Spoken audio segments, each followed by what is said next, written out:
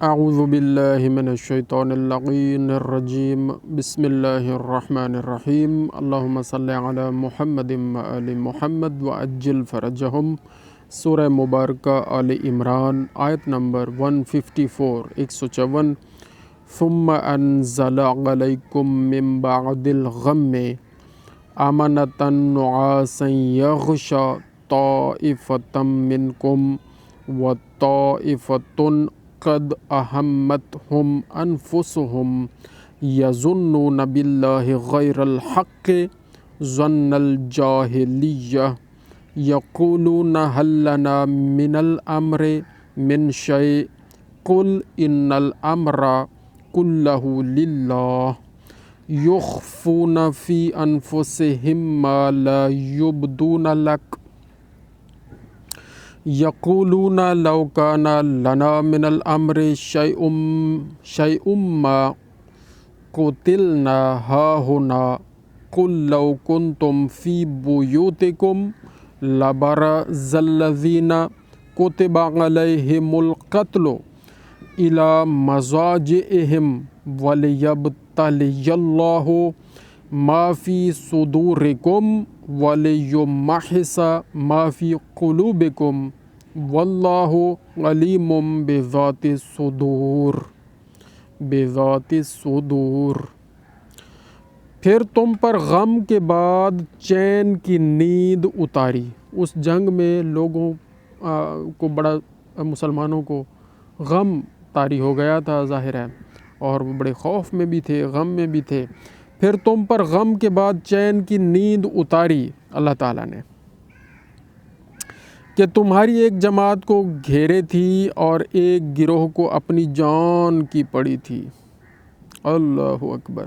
اللہ پر بے جا گمان کرتے تھے، ایمان ڈگمگا رہے تھے جنگ کی حالت میں، جب ان کے حوصلے پست ہو رہے تھے تو اللہ تعالیٰ نے ایک تو رات کے وقت ان کو نیند اتاری تاکہ کچھ سکون آ جائے ان کو، کہ تمہاری ایک جماعت کو گھیرے تھی اور کیا نیند، اور ایک گروہ کو اپنی جان کی پڑی تھی، ان کو بے چینی ہی تھی بہت زیادہ۔ اللہ پر بے جا گمان کرتے تھے، جاہلیت کے سے گمان، کہتے کیا اس کام میں کچھ ہمارا بھی اختیار ہے، یا کیا اس کام میں کچھ ہمارا بھی اختیار ہے؟ آپ فرما دو کہ اختیار تو سارا اللہ کا ہے۔ اپنے دلوں میں چھپاتے ہیں جو تم پر ظاہر نہیں کرتے، کہتے ہیں ہمارا کچھ بس ہوتا تو ہم یہاں نہ مارے جاتے، ہم جنگ میں ہی نہ آتے۔ یعنی جب بندہ تنگ ہوتا ہے نا، پریشان ہوتا ہے، پھر اس طرح کی باتیں کرتا ہے کہ یار اساں ایڈے آؤں ہی نہ ہا، اساں ایڈے پھسوں ہی نہ ہا، اساں تا بس پھنس گئے ہیں، اساں تا گھر ہی بیٹھے رہوں گا، یعنی اس طرح کی باتیں۔ تو کیا فرماتے ہیں اللہ تعالیٰ نے وحی کے ذریعے بتایا، جو تم پر ظاہر نہیں کرتے، کہتے ہیں ہمارا کچھ بس ہوتا تو ہم یہاں نہ مارے جاتے۔ آپ فرما دو کہ اگر تم اپنے گھروں میں ہوتے، جب بھی جن کا مارا جانا لکھا جا چکا تھا، اپنی قتل گاہوں تک نکل آتے۔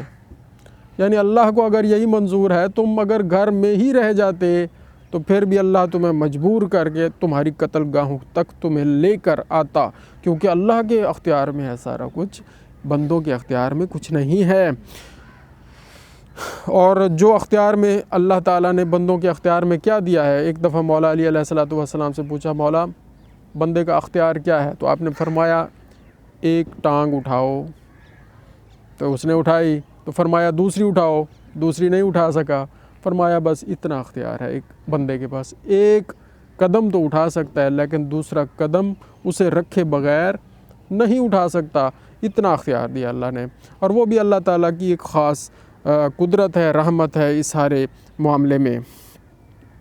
تو کیا فرمایا، تم فرما دو یا آپ فرما دو کہ اگر تم اپنے گھروں میں ہوتے، جب بھی جن کا مارا جانا لکھا جا چکا تھا، اپنی قتل گاہوں تک نکل آتے، اور اس لیے کہ اللہ تمہارے سینوں کی بات آزمائے اور جو کچھ تمہارے دلوں میں ہے اسے کھول دے، اس لیے یہ واقعہ اللہ تعالیٰ نے کیا ہے، تاکہ تمہارے سینوں میں جو ہے وہ بات آزمائے اور جو کچھ تمہارے دلوں میں ہے اسے کھول دے۔ اور اللہ دلوں کی بات جانتا ہے، اللہ کو تو معلوم ہے۔ لوگوں کے سامنے بات کو واضح کرنا تھا، کہ کون چین کی نیند سوتے ہیں اور کون بے چین رہتے ہیں، کس کا ایمان پختہ ہے اور کس کا ایمان پختہ نہیں ہے۔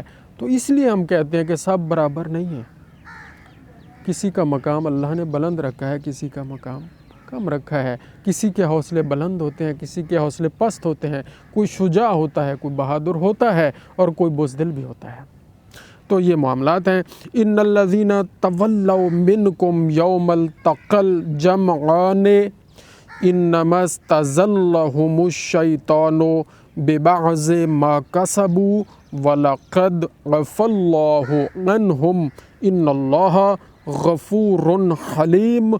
بے شک وہ جو تم میں سے پھر گئے جس دن دونوں فوجیں ملی تھیں انہیں شیطان ہی نے لغزش دی۔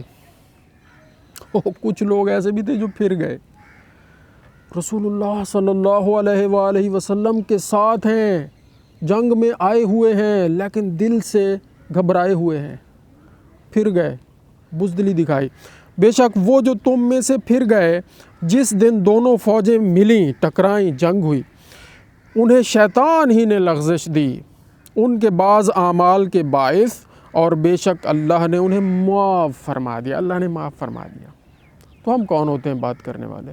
تو جب اللہ نے ہی معاف فرما دیا تو یہ واقعات اس لیے ہم تک پہنچائے گئے ہیں یا پہنچائے جا رہے ہیں تاکہ ہمارے لیے ایک سبق ہو کہ اللہ بڑا غفور و رحیم ہے، وہ انسانوں کی خطاؤں کو معاف کر دیتا ہے، اس سے اپنی لو لگائیں اور اس سے معافی طلب کریں۔ بے شک اللہ نے انہیں معاف فرما دیا، بے شک اللہ بخشنے والا، حلم والا ہے۔ یا ایھا الذین آمنوا لا تکونوا کالذین کفروا وقالوا لاخوانہم اذا ضربوا فی الارض او كانوا غزا لو كانوا عندنا ما ماتوا وما قتلوا لیجعل اللہ ذلک حسرة فی قلوبہم واللہ یحیی ویمیت واللہ بما تعملون بصیر۔ اے ایمان والو، ان کافروں کی طرح نہ ہونا جنہوں نے اپنے بھائیوں کی نسبت کہا کہ جب وہ سفر یا جہاد کو گئے کہ ہمارے پاس ہوتے تو نہ مرتے، یہ جہاد میں نہ جاتے تو نہ مرتے۔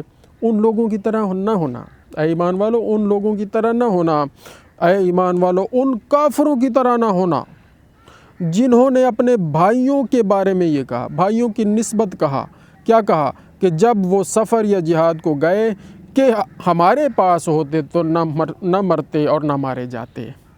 اس لیے اللہ ان کے دلوں میں اس کا افسوس رکھے، اور اللہ جلاتا ہے اور اللہ مارتا ہے، اور اللہ تمہارے کام دیکھ رہا ہے۔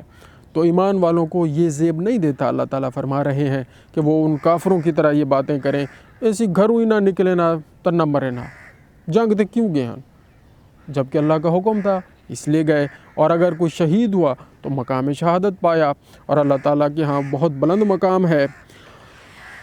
بس مختصر کرتے ہیں کیونکہ بھائی کو جلدی ہے۔ وَلَئِن قُتِلْتُمْ فِي سَبِيلِ اللَّهِ أَوْ مُتُّمْ لَمَغْفِرَةٌ مِّنَ اللَّهِ وَرَحْمَةٌ خَيْرٌ مِّمَّا يَجْمَعُونَ، اور بے شک اگر تم اللہ کی راہ میں مارے جاؤ یا مر جاؤ تو اللہ کی بخشش اور رحمت ان کے سارے دھن دولت سے بہتر ہے، اگر اللہ کی راہ میں مارے جاؤ یا مر جاؤ۔ وَلَئِن مُتُّمْ أَوْ قُتِلْتُمْ لَا إِلَى اللَّهِ تُحْشَرُونَ، اور اگر تم مرو یا مارے جاؤ تو اللہ کی طرف اٹھنا ہے۔ صدق اللہ العلی العظیم۔ اللہ تعالیٰ سے دعا ہے، یا اللہ کریم یا اللہ کریم، ہم روزانہ تلاوت قرآن کریم صحیح طریقے سے کرتے رہیں، اور قرآن کریم کو صحیح سمجھتے رہیں، صحیح پیغام اس کا آگے پہنچاتے رہیں، صحیح سمجھ کر عمل بھی کرتے رہیں اور صحیح آگے پہنچاتے رہیں۔